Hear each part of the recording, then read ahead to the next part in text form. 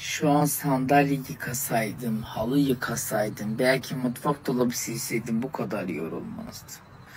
Bilgisayarın başına geçmeyeli olmuş belki 15 sene. Windows'un bu sürümünü bile şu an çözene kadar imanım gevredi. Ve tek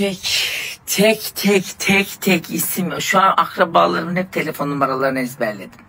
Kendimi sarı sayfalar gibi hissediyorum. Bütün akrabalarımın telefon numarası, ad soyad ismi, kim kimin gelini, kim kimin eltisi, kim kiminle oturuyor. Hepsini öğrenmiş durumdayım.